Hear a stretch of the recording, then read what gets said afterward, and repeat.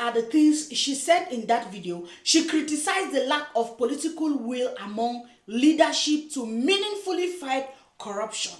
Like, it's not that they lack, but they have abandoned, let's put it that way. Like leaders, they lack that will, they lack that zeal. And let me tell you something, guys, it's not only in Malawi, but a lot of African countries are facing that lack of will from the political side. The political side have lacked that will of leadership to make sure that they fight corruption for their citizens. And that is why you see a lot of people in Africa, they suffer. And a lot of people talk about when we are suffering is because of lack of good governance. And that is the reality. Our government back home in Africa, they lack that political will. They don't have the will, they don't have the zeal. Every of them is fighting for themselves and for their family. And that is why this powerful woman from Malawi has come out. She is the voice of our country, Malawi, telling the leaders that they need to wake up for their people. And what the only thing that will make them to wake up to work for their people is for them to regain that political will, that zeal, and who is ready to do it. I just want to brush it out. And then she went ahead. She speak of high level officials are often shielded from prosecution and how institutional or political constraints hinder the anti-corruption bureaus, ACB's effectiveness. Like, how do I say it? Like the government, the high-level officials are shielded from prosecution.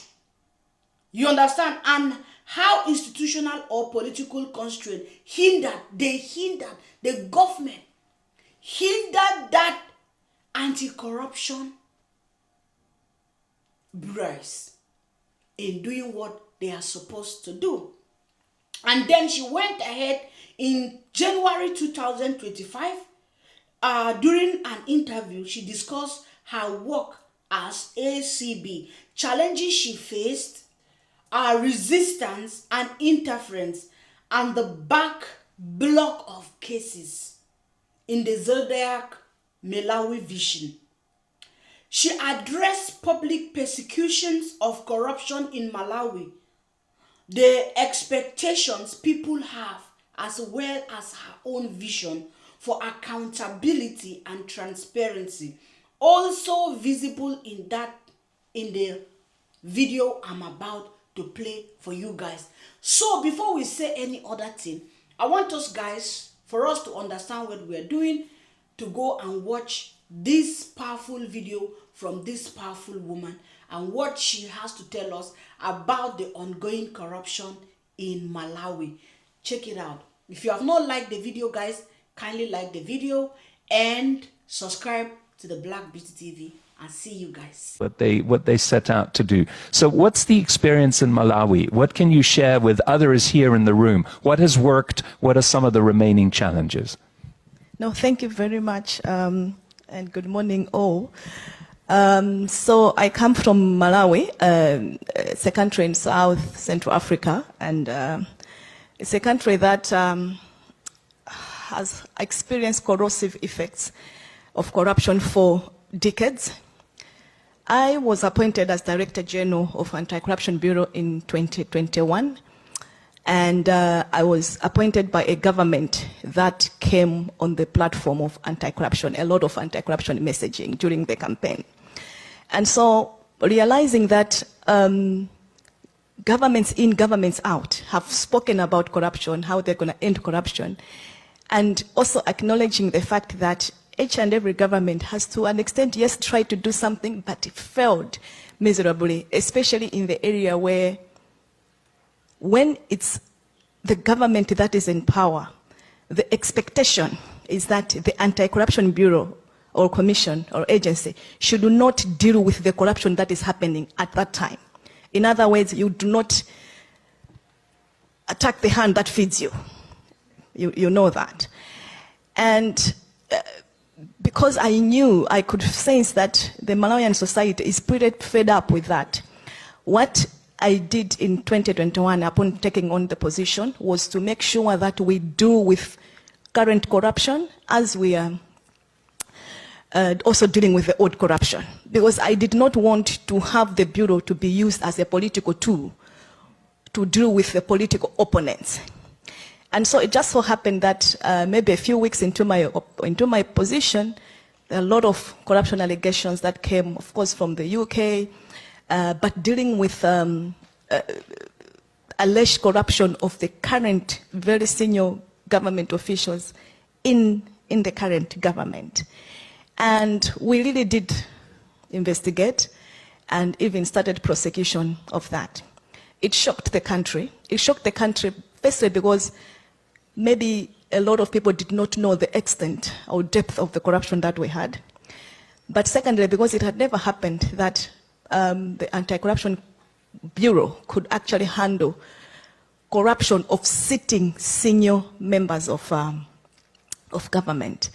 And here we are not talking of small people. We are talking of the sitting vice president of the country. We are talking of the former Inspector General of Police. We are talking of very senior officials in the government at that time. Another thing that really worked at that time was that, as I said, it was just a government that had just come into power and on the platform of anti-corruption messaging. And because of that, there was a space of political will where you can actually do this work.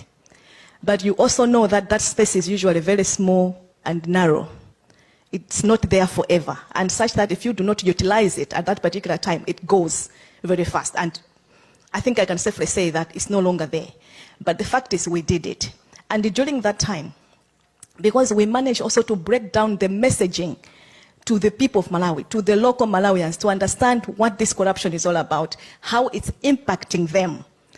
At the time when the political will was somehow getting smaller, because the public knew what we are doing, the space of political will was actually filled up by public support. To an extent that even when probably my life was in danger, the Bureau's existence was even in danger, the public was with us. The public knew what was happening. The public knew that we were working for them. And this is probably the very first time that I personally felt very comforted by the public. But going further, what we have also discovered is that, as I said, the space is usually very narrow and very small. Without allies within the government system, probably wouldn't been able to do what we did. We had allies in the same government system. Despite that, there were others that were pushing back on our work. We had CSOs who were always talking and supporting the Bureau, and me personally, because being the head, it meant that I took the backlash of so many things that come out of doing the work that we do. So guys, that is what our sister from Malawi, Martha Chizuma, has to tell us about the corruption in Malawi and what she passed through when she was in office. Kudos to you, our sister from Malawi. Now guys, if you know, you don't know, or you know, me, myself, we are still learning. We are all in a learning process. If you don't know, maybe you are hearing it for the first time. In September, I think around 16, a new president was elected in Malawi. Wonder shall never end. September was last month, guys. We just entered October. And people are already talking in Malawi how things are rising up. Now, I was listening to that video, and this comment, I got this comment. And it says that, why was he first voted out if he was better than the former president? So this president, guys, was voted out, and people are now asking, why was this president of Malawi voted out if he was better than the other president? And how are the people believing or believe that he is going to be better, because already they voted him out, right? What can he change now which he could not manage in his first term. Guys, he got the first term and he mismanaged the first term, right? And he was voted out of office. Now this person is being brought back to office to become the same president that was voted out, is now back to become, or is now back as the president of Malawi. And people are asking, what do you think he's going to do better? Or what do you think he is going to achieve that he did not achieve in his first term in office? And people in Malawi are already complaining on the rise prices in everything in the market. Now they are asking him questions. And I want those guys to go watch this video. Shout out to you, my Malawian brothers and sisters. And if you have not subscribed to the Black Beauty TV, kindly subscribe and be part of the channel. And like this video as we go ahead and watch the question given to Peter, the president, the newly elected president of Malawi. Let's go, guys. Your Excellency, you have come at a time when the global economy is not doing very well, including Malawi. Just few days to your taking of office, we have seen things rising up in terms of prices. What would be your message to Malawians that are struggling to earn their living? Well, my message is that, as I said today, first of all, let's be patient a little bit. That we have a plan, a very comprehensive plan of rescue. It's already in place, we've already done it, and we are already in discussions with various international agencies, both official and private, beginning next week. In fact, I'm seeing some of them this afternoon. And tomorrow is Sunday. Sunday, Monday, Tuesday, we are meeting all sorts of international organizations. They're coming here to talk about how they can help this country, how we can work together. So we're ready. There are big problems, but as I said, any problem created by humans can be solved by humans also. So we'll solve them. There are some Malawians, obviously, that did not vote for you. And they might be worried. They might be living in fear to say, maybe we did not vote for Professor Peter Mutharika. And what assurance would you give to those people that did not vote for you, that they will also enjoy under your presidency? But how do I know whether they voted or not? It's secret ballot. No, but the tallying was showing where you won and where you lost. Yeah, but not the people themselves. Yes, yes. The tallying, no, there's nothing to worry at all. I mean, we have different points of view in this country, and as I said, that all of us need to work together to build this country. It's our country. It's everybody's country. As I said, this country does not belong to DPP or whoever. It belongs to all of us. So let us all work together. There's no reason why anybody should worry, unless they committed a crime, or if they were stealing, if they were looting this country, then they better start worrying. Really, they should be worrying. But if they're not looting, if they're not destroying this country, they have absolutely nothing to worry, nothing. Very lastly, what will be your first action when you go into office? Is it maybe on Monday or this afternoon? What will be your first course of action? Well, first of all, I'll look at the food situation immediately. I'm just talking. We're trying to buy food, and we'll find it somewhere, I won't say where, in the neighborhood. And we need to get food here first. That's the first thing. Then immediately we need to look at the fuel situation. Of course, and then we have to look at fertilizer because the planting season is coming. Planting season is coming. The rains may be late or they may come very soon. So that's an immediate problem. So those three things, we're going to start immediately to work on them. Then we'll go to long-term things later on. We wish you well, Your Excellency, and thank you very much for granting us this interview. My pleasure. We wish you well. I'm on the President Peter Mutharika. So, according to the new elected president of Malawi, he said, let us work together and make our country a better place for each of us. There's something he said that I will say that I really like. I admire that word. The 85 years old guys. In fact, Africans, we are so lucky. At 85, he still have the power, the ginger to rule a country. Well, let me see it this way, guys. I don't want to criticize anybody. I just want to be neutral, right? There's something he said that I really like when they asked him about, oh, what do you think about people that did not vote you in office? Are they also going to enjoy your government?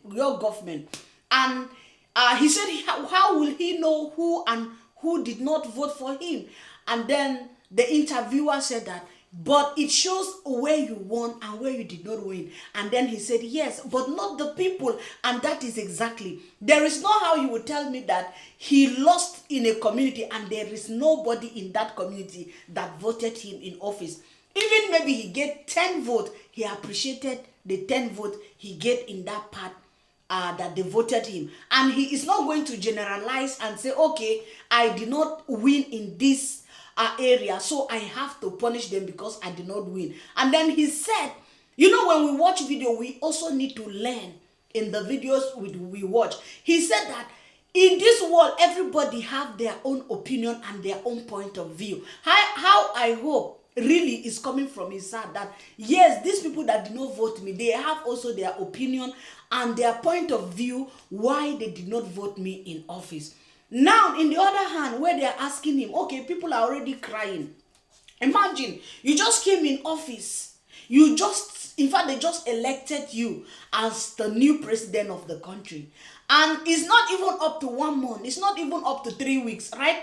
And already things are rising up in the country. Things are becoming so expensive. In fact, people are starving, or how do I even say it? And then you are being interviewed and you said, people should have a little bit patient. You are working on that. Mr. President, you are eating. Maybe there are some people that they don't even have anything to eat. How do you want them to be patient with hunger in their tummy? How comes things are just rising in the market? And I hope that he's going to do something about it. And anyway, guys, we are in Malawi, and that is the video we have for today for Malawi. So thank you so much for watching the Black Beauty TV. I appreciate you guys, and I love you guys back to back. Shout out to you, my Jamaican people. Shout out to you, my African brothers and sisters. And then see you again in another video. It's me, the real daughter of the soil, the Black Beauty TV. And I hope you like this video and subscribe to the channel. See you again in another video. Bye-bye. Hey, Africa, my home, my pride. For too long, we've been divided. Oh, today, rise to the eye. Yeah, we are. Unite.